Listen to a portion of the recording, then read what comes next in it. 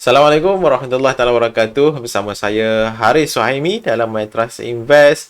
Pada kali ini saya akan berkongsi serba sedikit berkenaan dengan kelebihan dan juga kekurangan apabila anda membuat pelaburan di dalam dana unit trust.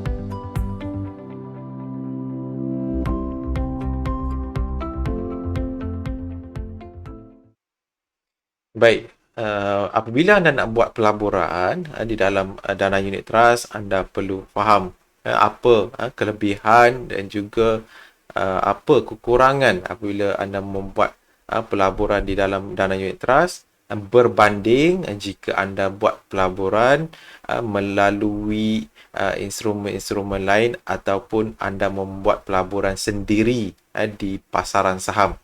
Baik, saya nak kongsi dengan anda semua tiga kelebihan dan juga tiga kekurangan apabila anda membuat pelaburan di dalam dana unit amanah ini.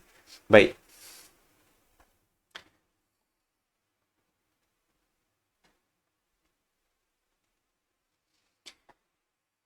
Yang pertama sekali, secara asasnya pelaburan melalui dana unit amanah ini ataupun unit trust ini adalah satu skim pelaburan kolektif daripada pelabur dengan objektif yang sama untuk mengumpulkan simpanan mereka yang membolehkan pengurus dana profesional melabur dalam portfolio security ataupun aset-aset yang dibenarkan. Apabila anda buat pelaburan dalam unit trust, pelaburan tersebut akan dikumpulkan. Pelaburan-pelaburan daripada pelabur-pelabur ini akan dikumpulkan di dalam satu dana.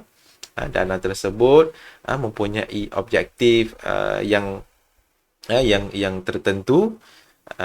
Pengurus dana yang menguruskan dana tersebut akan menggunakan duit tersebut, pelaburan tersebut akan dilaburkan di dalam security-security yang dibenarkan oleh dana tersebut. Baik. Kelebihan dana unit trust ini. Yang pertama sekali adalah pendedahan pelaburan. Baik, dalam satu dana unit trust sebenarnya kita membuat pelaburan di dalam beberapa kelas aset.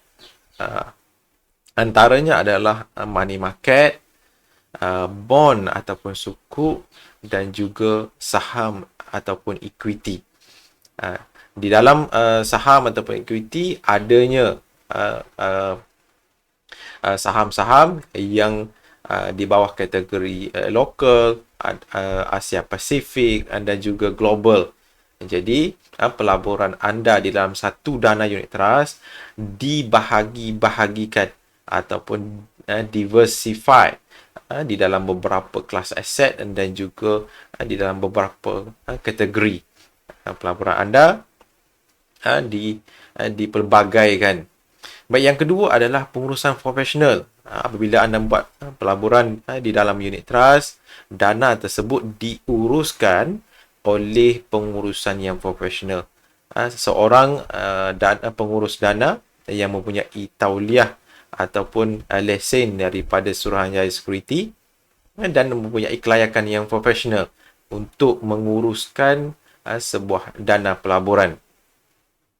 Yang ketiga adalah kos yang rendah. Okey, bila anda buat pelaburan melalui dana unit trust, sebenarnya pelaburan melalui dana unit trust ini boleh dimulakan serendah RM100 sahaja. Anda tak perlu modal RM1,000, RM5,000 ataupun RM10,000, tetapi hanya RM100 anda dah boleh melabur di dalam dana-dana tertentu yang mana kosnya adalah cukup rendah berbanding jika anda membuat pelaburan sendiri di bursa saham. Sebagai contoh, jika anda nak beli satu saham TNB yang bernilai RM9 sebagai contoh saya ambil minimum pembelian adalah 100 unit bermaksud satu lot adalah bernilai 900. Jadi anda nak beli satu lot minimum di Bursa Malaysia, bursa saham, nilainya adalah minimum RM900. Tetapi melalui dana unit trust, anda boleh mulakan pelaburan anda serendah RM100 sahaja. Okey. Jadi itu 3 kelebihan membuat pelaburan di dalam unit trust. Bagi kekurangan pula, saya kongsikan dekat sini 3 kekurangan apabila membuat pelaburan di dalam dana unit trust. Yang pertama sekali, tiada kawalan pelaburan. Apabila anda membuat pelaburan di dalam mana-mana dana unit trust, anda tidak ada kawalan ke mana dana tersebut dilaburkan.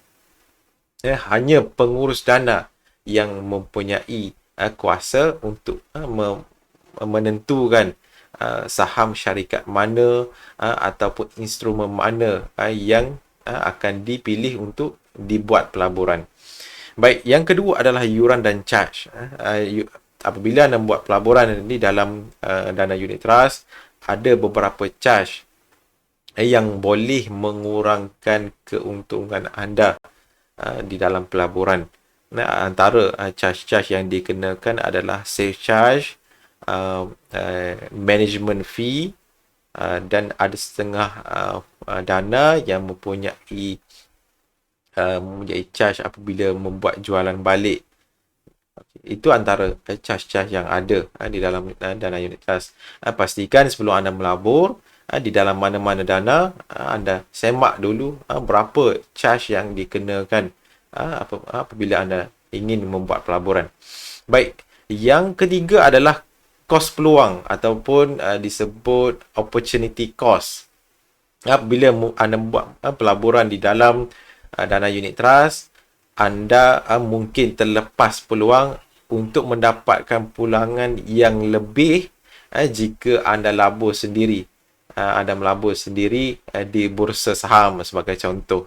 Mungkin di dalam apabila anda buat pelaburan di dalam dana unit trust, anda boleh dapat 8% ataupun 9% setahun. Tetapi jika anda buat pelaburan terus sendiri di bursa saham, mungkin anda boleh dapat lebih daripada itu. Jadi itu adalah salah satu kekurangan apabila anda membuat pelaburan melalui dana unit trust. Baik, itu saja perkongsian saya. 3 kelebihan dan juga 3 kekurangan apabila anda membuat pelaburan di dalam dana unit trust. Tetapi pelaburan dana unit trust ini mempunyai peluang pelaburan jangka panjang yang mudah dan cukup jimat untuk anda ambil dan manfaatkan. Untuk anda dapatkan maklumat lanjut dan juga info-info berkenaan dengan pelaburan unit trust, anda boleh pergi ke mytrustinvest.com dan lawati YouTube dan juga Facebook kami. Jumpa lagi dalam video-video yang seterusnya. Assalamualaikum.